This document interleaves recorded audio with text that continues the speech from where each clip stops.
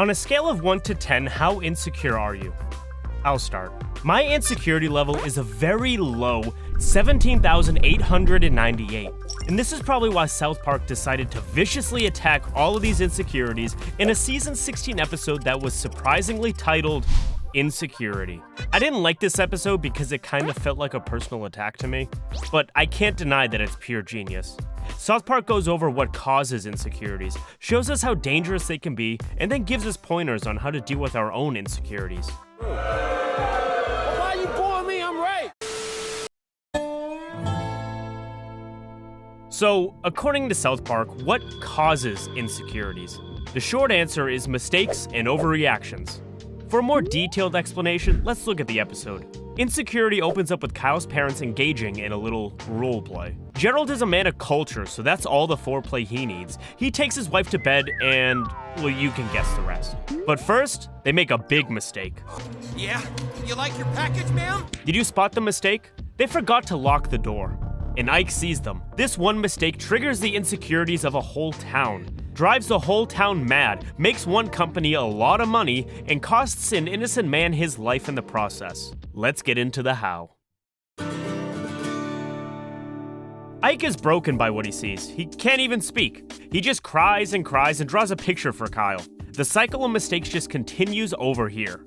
Ike never saw his father's face, so he assumes his mother is having an affair with the UPS man. Ike, are you sure about this? Yes, I saw them, Kyle, in turn, makes another mistake. He discusses family business with his friends. That would almost be forgivable if Randy wasn't eavesdropping through the door. My mom's having with the UPS man. Randy runs off to tell every man in South Park about it, and Cartman, well, Cartman is Cartman. What kind of sane, normal person would want to have sex with Kyle's mom? This attitude is shared by Butter's dad. I mean, somebody who would have sex with Kyle's mom would have sex with just about anything. Cartman's conspiratorial thinking takes him off the deep end. Cartman is not the only one overreacting. The insecurities of the grown-ups in South Park go into overdrive as well. If my wife was having sex with the UPS man, I'd want you guys to tell me. How do you know she's not? And that is the line that triggers 1,000 insecurities. People hear one moderately bad thing and just blow it out of proportion. Randy almost talks some sense into his friends. Oh, come on, he can't be trying that with all our wives. But the old mechanic just stirs up their insecurities all over again. He tells the men a story about how back in his day, the milkman cuckolded him and his neighbors. The old mechanic here is a metaphor for insecurities. Insecurities have to justify themselves because if they don't, there's a very real risk of you discovering that insecurities are stupid.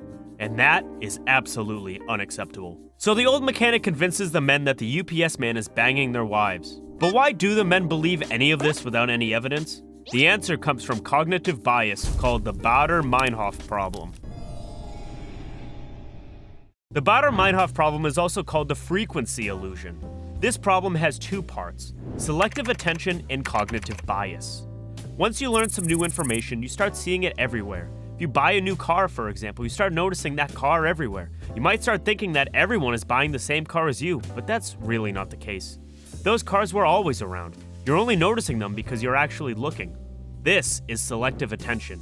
You see whatever you want to see. As for confirmation bias, it's just the cherry-picking problem. Once you believe something, probably because of selective attention, you start looking for evidence to confirm what you already believe. Horoscopes are the perfect example of confirmation bias.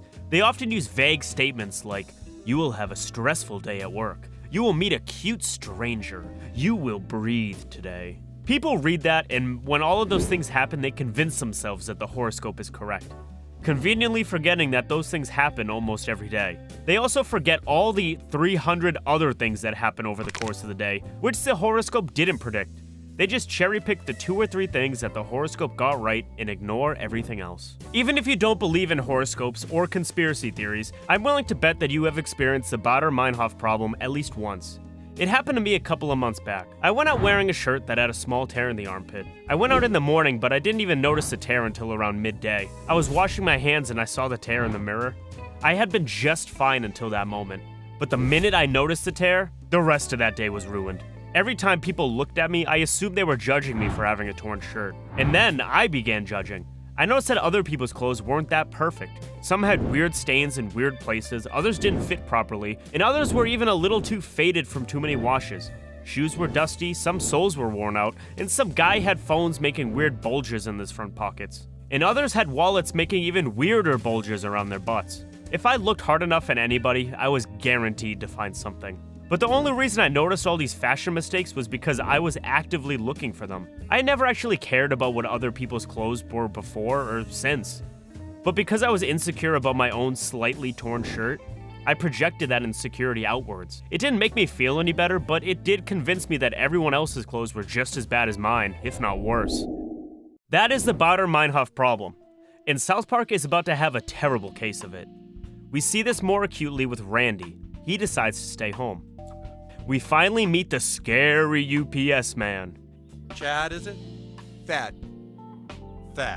As you can see, Randy takes everything he hears as evidence that the UPS man is banging his wife. You, having a busy day? Oh, just trying to get to everyone. Randy delivers the packages to Sharon. Ooh, stuff from Amazon? Yeah, what are they? To be honest, I can't remember. Randy treats that as more evidence of Sharon cheating. You just ordered stuff off of Amazon and you can't remember what? When Randy takes Stan's book to his room, he finds the picture Ike drew for Kyle. Randy was eavesdropping from outside the door when Kyle was telling Stan and Cartman the story. But Randy doesn't think about that. He just assumes that his wife is banging the UPS man. Insecurities are kind of weird like that. Everything you see and hear can be twisted to confirm the insecurity. But how bad is insecurity really? I mean, what's the worst it can do? We see the terrible psychological consequences of insecurity mostly through Cartman.